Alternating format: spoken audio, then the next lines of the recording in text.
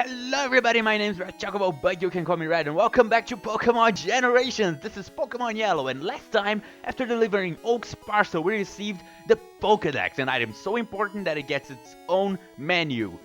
Yeah, and today we're gonna be exploring that one item, the Pokédex.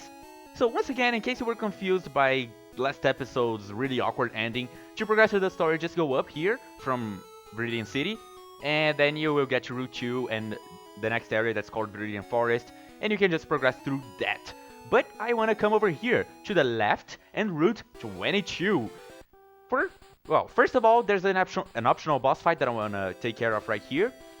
And for number 2, second of all, I guess, there are 2 Pokemon that I want to catch here.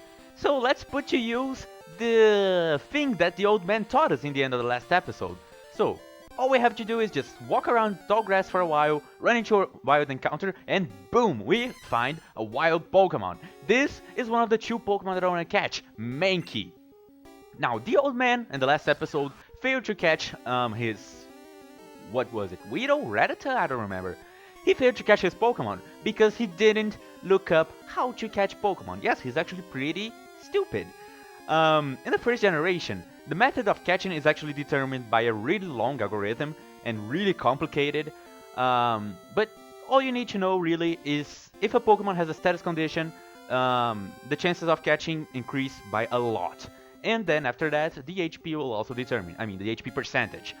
So for example, if I put this Mankey into yellow health with 1 Thunder Shock, like so, his catch rate will increase.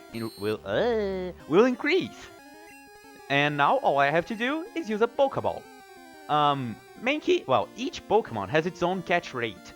And that catch rate is determined when the Pokemon is coded. So, all you can do is change the catch rate of the individual Pokemon. Different Pokemon have different catch rates, and stronger Pokemon have lower catch rates. Their catch rates are represented in the sidebar as percentage, but that percentage is not literal. Keep that in mind, that is just an estimate. It will become literal from generation 2 and onwards, but for the first generation, it is just an estimate. So, we have lowered Mankey's health. I would have liked to get a paralysis on him, but it didn't work. So, let's just throw a ball. If I use another Thunder Shock, I'm just gonna knock out the Mankey, and I don't want that. I want to catch this guy, and boom, here we go. Got him in the first Pokeball. And yes, after you catch a Pokemon, new Pokédex data will be added. This is the item that Professor Oak gave us. Mankey, the big Pokemon with 1 foot and 8 inches tall, weighing at about 62 pounds, an agile Pokemon that lives in trees. It angers easily and will not hesitate to attack anything. Yeah, that's Mankey for you. This right here is the Pokédex. Every time you catch a new Pokemon, it's gonna give you a little bio of the Pokemon, as well as, the secondary name, Big Monkey, the Big Monkey Pokemon, the height, the weight, and the Pokédex number. As the Pokédex evolves with the generations, more information will be added to the Pokédex. But for now, this is everything that we can get on Pokemon that we catch.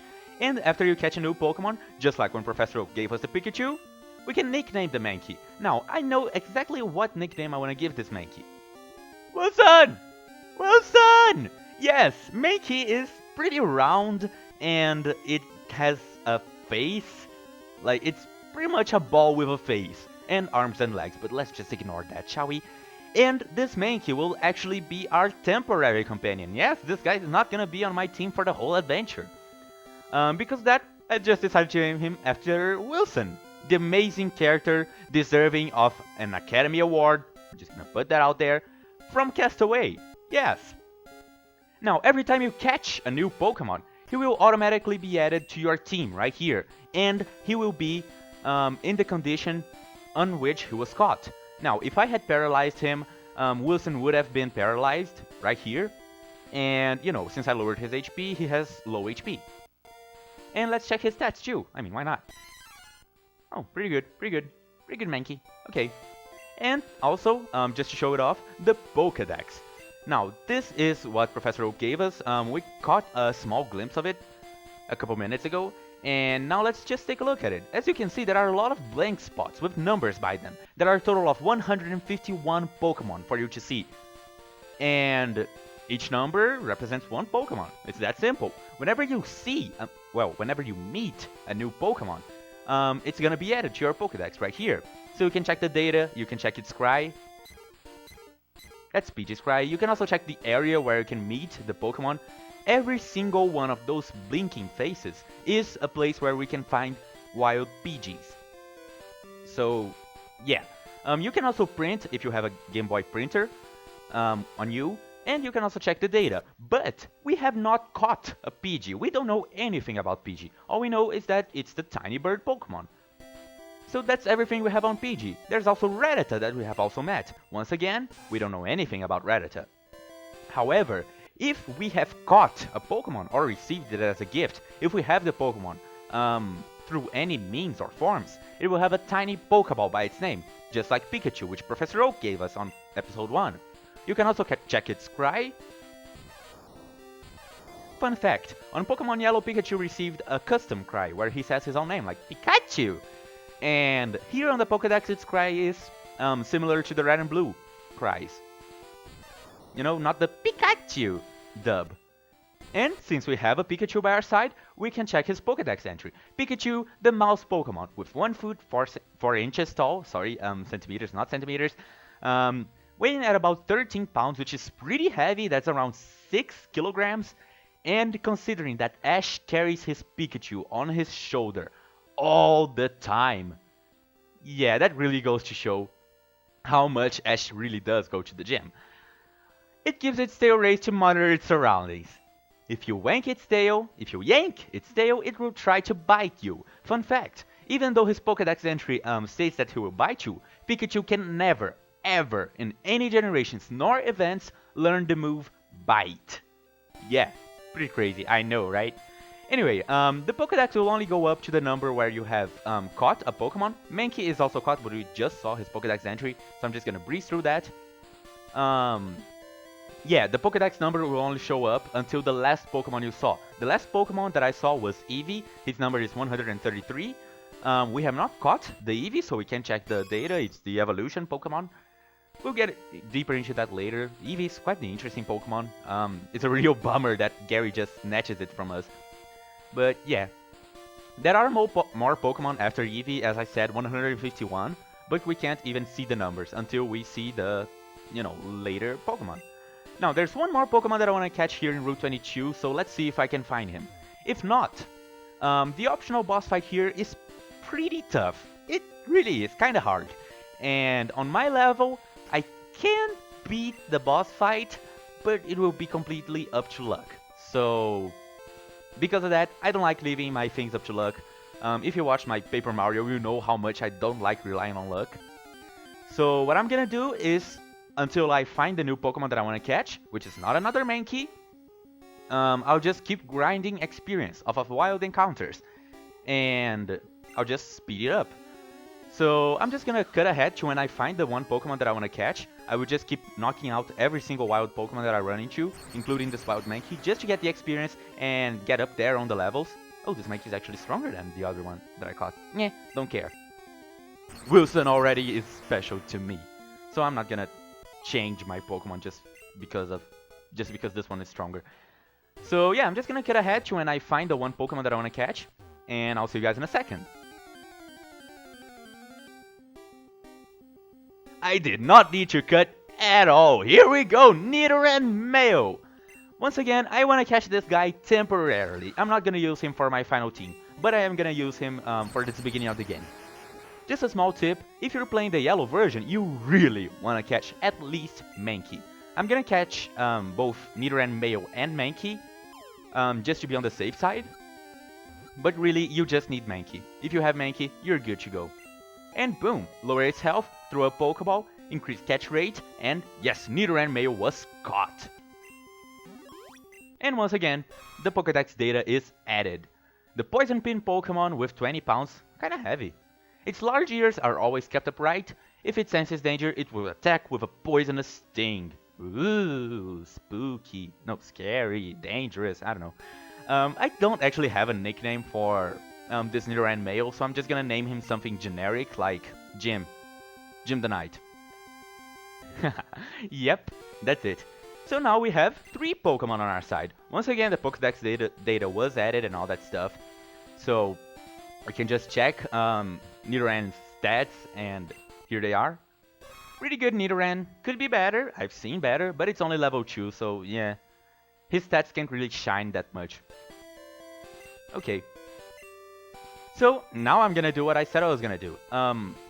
First thing actually, just to show off this strategy.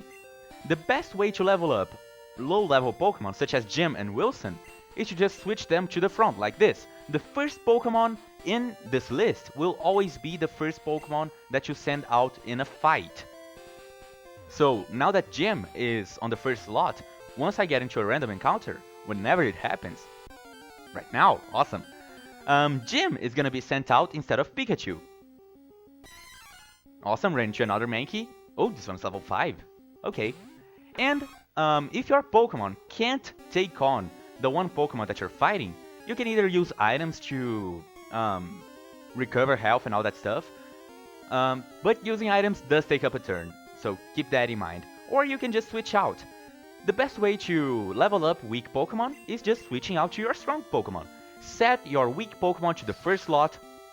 Once the Pokemon shows up in battle on the very first turn, just switch over to your strong Pokemon and boom, both Pokemon will get experience. Experience will be shared, so for example this Mankey will give me, I think, 56 experience? Maybe? And since 2 Pokemon participated in battle, even though Jim didn't actually do anything, he just stood there looking menacingly for half a second, he will still get experience. So there you go, Jim gained 26 experience, and Zoo gained 26 experience. Yes, 52 experience total. If only one Pokemon had fought this Mankey, that one Pokemon would have gotten the 52 experience, but since 2 Pokemon fought, it was divided by 2. Had 3 Pokemon fought the Mankey, it would have been divided by 3, so on and so forth. Zoo grew to level 7 after this battle, awesome. There are his stats, and yeah, that's it. So now what I'm gonna do is I'm just gonna stop by the Pokemon Center, heal up my entire team, and just come back here and start grinding. Yeehaw! While we're speeding that up and grinding our levels, I'm gonna talk about some of the Pokemon that we can catch here in Route 22. This is gonna become a staple whenever we run into, whenever we get to a place where we can meet new Pokemon. I'm gonna talk about how good that Pokemon is, so you can decide by yourself if you want to get that Pokemon for your team or not. All you have to do is catch it, just like I showed you earlier. Now, the first Pokemon I want to talk about is Mankey. Mankey is the first fighting type Pokemon you encounter in Pokemon Yellow, and let me tell you, that is a lifesaver. In Pokemon Red, however, you can't meet him until after Route 5, and he's not even available in Blue. All of his Pokédex entries focus on how angry or easily angerable he or she is, and that really shows in its stats. Mankey is a highly aggressive fighting type. He evolves at level 20 into Primeape with no move punishments. And with high attack and speed, he is the fastest fighting type Pokemon until Generation 4, when he gets outsped by only one other Pokemon. Fighting type Pokemon, that is. Another one in Generation 5 and one more in Generation 6, of course, not counting Legendaries, Mythical or Mega Evolutions. His attack stat is not bad either, pretty high even for fighting type standards. Now, of course, we must have balance in all things, so he pays for it in HP, defense and special. It's also important to note that only in Pokemon Yellow, Mankey and Primeape are able to learn Low Sweep through level up. I'll explain why they changed this from Red and Blue later on, but just because he doesn't learn them on the other Generation 1 games doesn't mean he's bad, not by a long shot. Highly recommend you catch it if you want a fast fighting type in your team. Next Pokemon I'm going to talk about is the other one that I caught, Nidoran Male. Nidoran Male is a pure poison type Pokemon, and boy is he powerful. Before I say anything about the Pokemon itself, I'm gonna point out this one little tiny detail. Speedrunners beat the entire game by using only Nidoran Male in less than 2 hours. That's all I'm gonna say. Nidoran Male evolves at level 16 into Nidorino with good increase in stats and no move punishments, but he does learn Poison Sting at level 17, while Nidorino learns it at 19. So if you don't want to wait those extra couple levels, and don't mind holding an evolution for just one level, it's worth waiting a tad. Plus, Poison Sting is the first poison type move that you learn, and it can inflict the poison status, which is pretty darn good, as I'll talk about later on when we do get to meet that status itself. Now, Nidorino evolves into Nidoking by using a Moonstone. Remember in the end of the last episode when I said that there were different types of evolution? Yes, Nidorino evolves into Nidoking when you use a Moonstone on it, gaining the secondary type of Ground. Yes, Nidoking, the final form of Nidoran male, is Poison and Ground, 2 types. However, the only move Nidoking learns is Thrash at level 23. Nidorino, on the other hand, learns quite a handful of good moves past 23, so I highly recommend that you at least think twice before evolving him into his last form. As for stats, the Nidorino family is pretty offensive with good attack and speed, and not bad at all HP, defense and special. Plus, on Generation 6, Nidoking gained a small bump in his attack to bring him up to par with all the other new Pokémon. Also, remember that on Generation 3, Pokémon gain what we call abilities. Those are basically things that happen in battle without you having to do something actively. And Nidoran's ability can be Poison Point, which may inflict an attacking Pokémon with the Poison status if it makes contact with the Nidoran. This is not an issue here in Generation 1, this mechanic was only introduced in Generation 3, but I'm just talking about it in case you're playing the remakes or some game after Generation 3. Now, Nidoran male has a counterpart. As you might have noticed, Pokémon don't really have genders here in Generation 1, so surprise surprise, there's also a Nidoran female. They are pretty much the same with a few differences in moves. Males are more aggressive while females are more reliable in the sense I know she will be able to do this. Not that it's a huge deal on Generation 1 since as long as you have Earthquake you're good to... Nidoran females are more balanced all around, giving up that extra attack and speed to have slightly stronger HP, defense and special all throughout her evolutionary line. Once again, evolves at level 16 into Nidorina and through the use of a Moonstone into Nidoqueen, gaining the secondary type of Ground, without move punishments when going into Nidorina and with move punishments when going into Nidoqueen. Poison Point after Generation 3 is an issue with the females too, just leaving that out there. Which one is better, Nidoran male or Nidoran female? Well, it's up to you. Do you want balance or do you want aggressiveness? You choose. I decided to go with Nidoran male just because he's more aggressive, so that will show up more. And since I'm not gonna use him for the entire adventure, as I said, it's better to have that tiny bit of extra attack and speed while I am gonna use him. But Nidoran female is an amazing Pokemon. I really do mean it. I use a Nidoqueen on my Generation 6 team, and she is so good. Like, it's so good, so good. So just pick whichever you want, do your research, and choose one of the two if you're gonna go for Nidoran. And now, Rattata. Now, I know that this Pokemon is more of a joke than anything else, and here's why. Shut up, Joey, you're not a thing in Generation 2. Pure normal type, with very lackluster stats all around, peaking at attack and speed, but even then, bad. And the moves it learns don't really compensate for its lack of stats, being more gimmicky than actually strong. Quick Attack is a move with something we call priority. It overrides the speed mechanic in a turn and always goes first. AKA, here's 5 less HP to your Pokemon just because I'm a Rattata.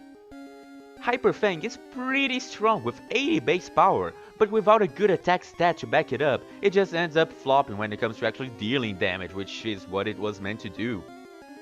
Because of the Generation 1 AI, Super Focus is more often than not misused. I'll explain how it works later, but basically it will make your next attack stronger.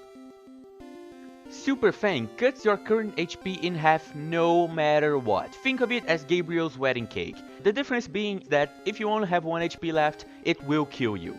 Yeah, that's the only difference with Gabriel's wedding cake. And even though it's a normal type move and ghost type Pokemon are immune to normal type moves, Super Fang will also hit ghost type Pokemon. Not that it will matter too much, we don't meet that many ghost type Pokemon throughout our adventure, but it's still there, it's still good. The thing is, Rattata and Raticate are so weak that you will probably knock the rat out before it even gets the chance to mess you up.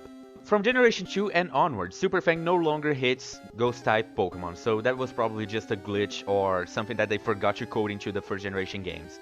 Now, Rattata evolves into Raticate at level 20 with no move punishments and a small increase in its mediocre stats. Same bad deal, new name, that is all. Now, don't get me wrong, always remember this one rule. No Pokemon is useless. Love this.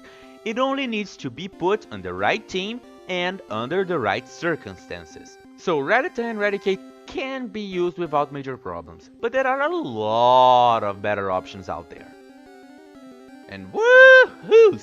Spearow, baby! If you're looking for a flying type for your team, Spearow is your guy or gal. Spearow is a normal flying type, and boy is it good! He's kinda like the Mankey of flying types, high attack and speed, weaker everything else for balance, gaining an equal increase in everything when it evolves at level 20 into Fearow with no move punishments. The reason why Spearow and Fearow are so good is because the move Drill Peck. Now, I apologize for last episode, I don't know what I was thinking when I was recording that. I said that Fearow and Spearow would learn Drill Peck at levels 25 and 29, that is actually incorrect. Spearow will learn at level 25, Fearow will learn at level 34. I don't know what I was thinking, sorry. In my opinion, Drill Peck is the very best flying move in Generation 1. Now, I know it's not the strongest, but every other flying type move with higher base damage has some gimmick to it, making it sometimes not worth or even worse, predictable, such as Fly and Sky Attack. There's only one other flying type Pokemon that can learn this move in Generation 1, and that guy's also great. But Spearow can be obtained so early that you have a lot more time to develop it by defeating other Pokemon. Again, more on that mechanic later. Those are all the Pokemon that you can meet here in Route 22 right now, so have fun catching them, and now that I'm done with grinding, let's get on with the episode. Alrighty, I think that will be enough of grinding for now. Since I didn't explore the rest of Route 22, just in case you're wondering, down here you can't actually do anything. There's just this one ledge that you can only hop down from, and then a dead end. Yeah. The only way to get to that other area is through another path that we just saw. You might have noticed that this one patch of grass has this one opening right up here. Here we go. So the only way to go forward is going through this one crack right here. Yeah, it's a little step that you can just use to go up ledges. It's pretty cool. Up here there's absolutely nothing. You can check it for hidden items, but there are absolutely no hidden items. Yes, I've checked. And now that we took care of all that, now that our Pokemon are looking pretty swell, I think we're ready to take on that optional boss fight that I mentioned earlier in the episode. Just so you know, if you have a Mankey on our team, do not put him in the first slot. If you're playing the yellow version, I recommend that you put your Pikachu on the first slot because, well, it's gonna be good. So let's just walk right over here, and once we step forward, here we go.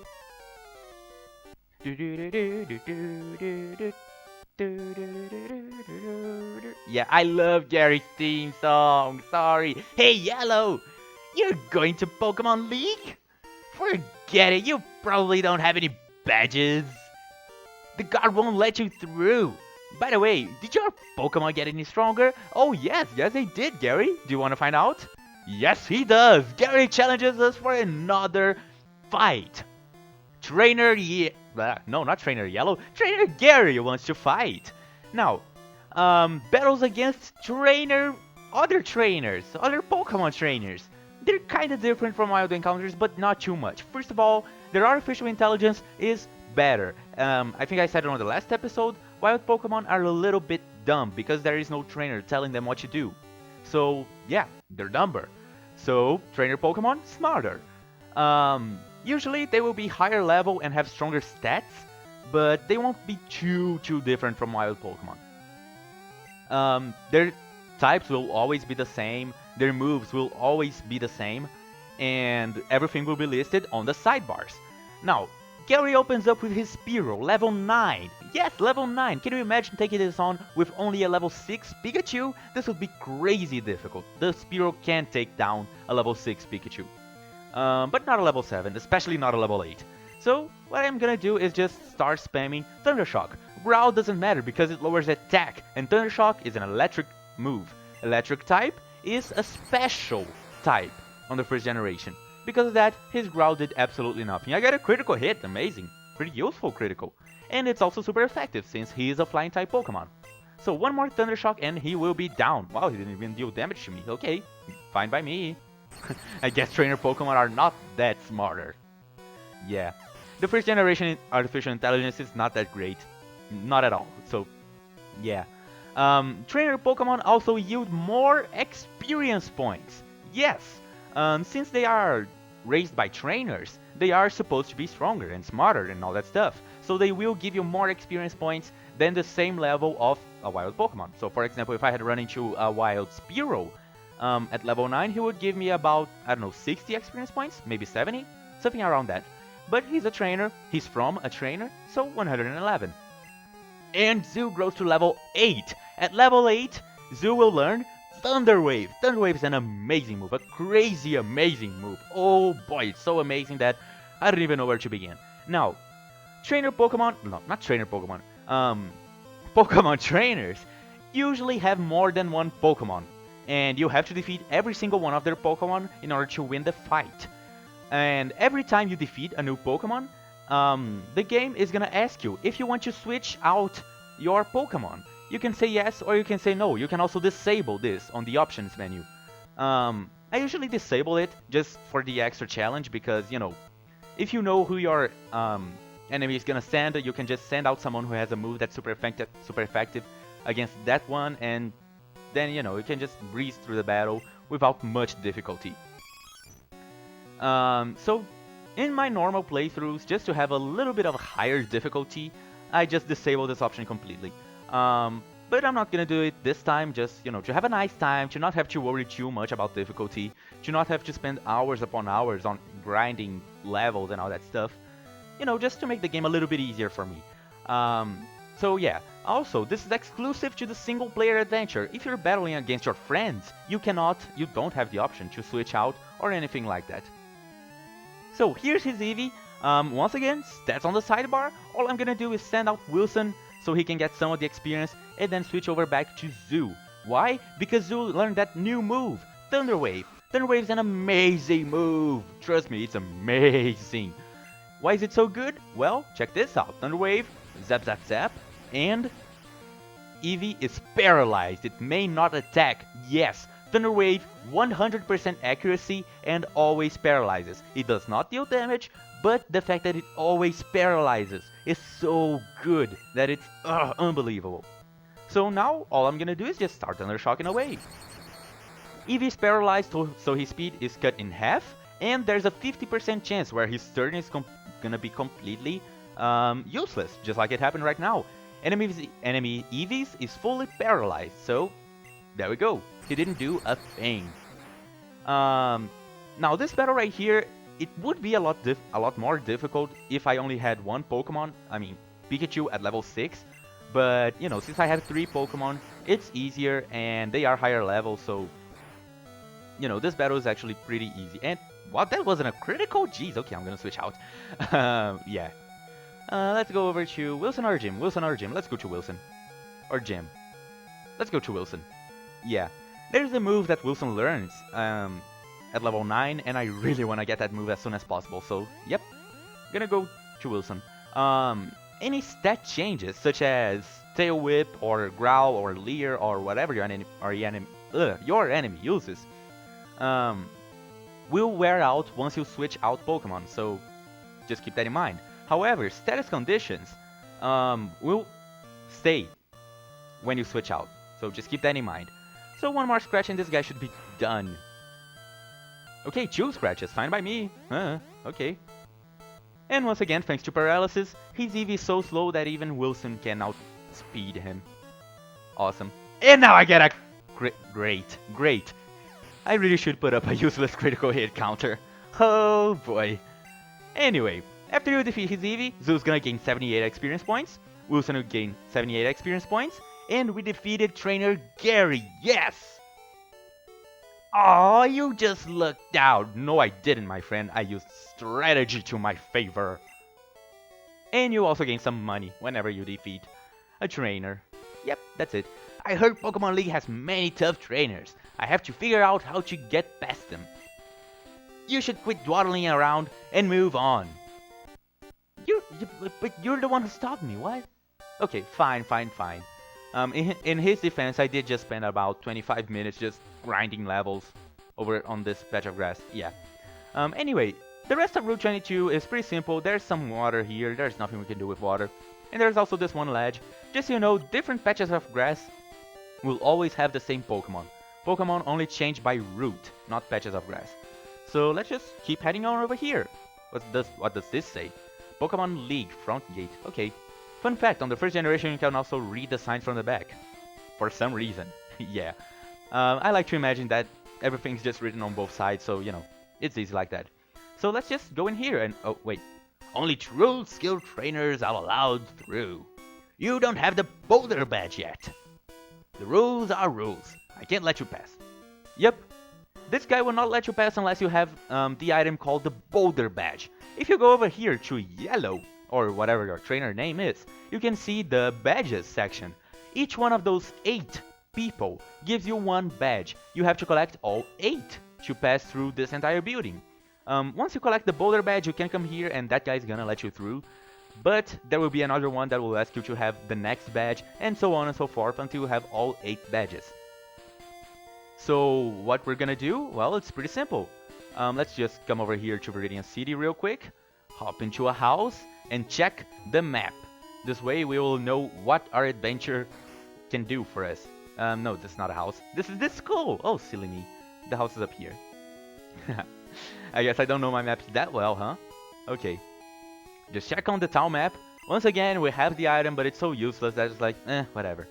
Right here is the Indigo Plateau. This is our objective. Once we reach this place, we beat the game, but we cannot get to it unless we have the 8 badges. And they are located in, first of all, Pewter City. The boulder badge is there. And then we can go over to Cerulean City. There's also a badge there.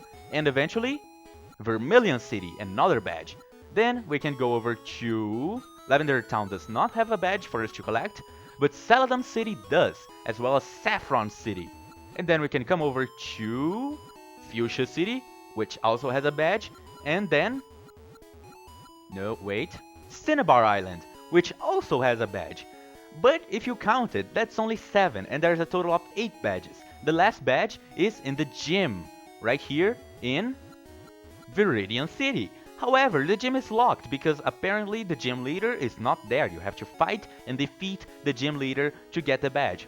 And since the gym leader is not here in Viridian City, we can't get the badge from him. So we'll just have to come back here later on whenever he's here.